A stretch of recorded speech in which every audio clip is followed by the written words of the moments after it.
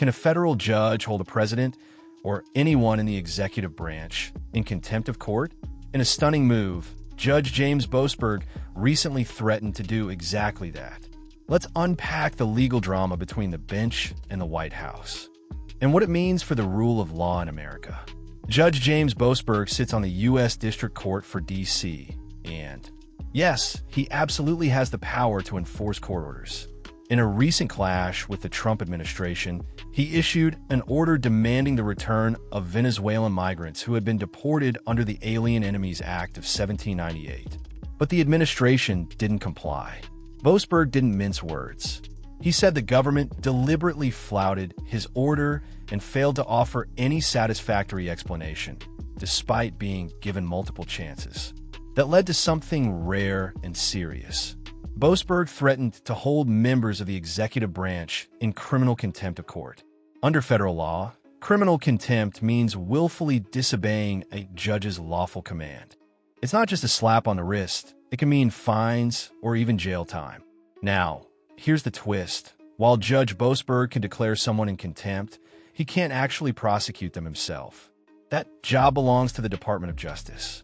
But what happens if the DOJ refuses to prosecute? That's when things get really interesting. In a 2023 case, the Supreme Court affirmed that judges like Boasberg can appoint private attorneys to prosecute contempt cases if the DOJ won't act. That means the judiciary still holds a backup card when the executive branch tries to duck accountability. It's an extraordinary measure, but it shows how seriously the courts take their role in enforcing the rule of law, even against the federal government itself.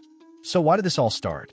The Trump administration used the Alien Enemies Act of 1798, a wartime law, to deport Venezuelan migrants they claimed were part of a violent gang called Tren de Aragua.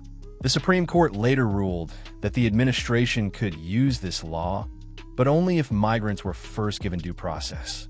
That means notice and a chance to challenge their deportation in court through habeas corpus petitions. Boasberg's issue? The government deported people before they got that legal opportunity. That's a direct violation of his order, and likely the Constitution. Let's pause.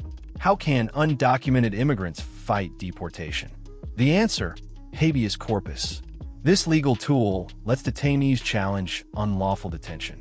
In immigration, it can be used when someone is detained without cause, denied due process, or removed without a fair hearing. But it's not easy.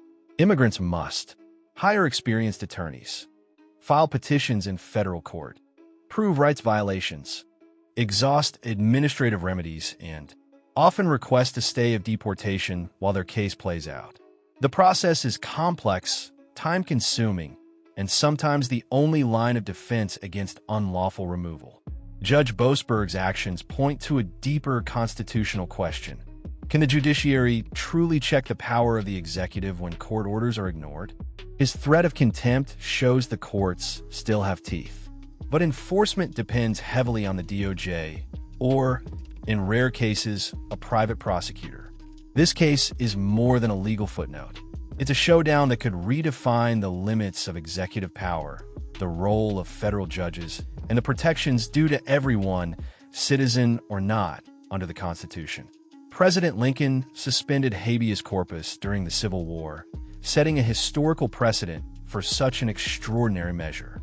While the Constitution allows for the suspension of habeas corpus in cases of rebellion or invasion, it remains a subject of legal and political debate whether that power lies solely with Congress or can be exercised by the president in times of national emergency. As we navigate these uncertain times, it remains to be seen whether the traditional balance of power will endure or shift in ways we have yet to fully understand.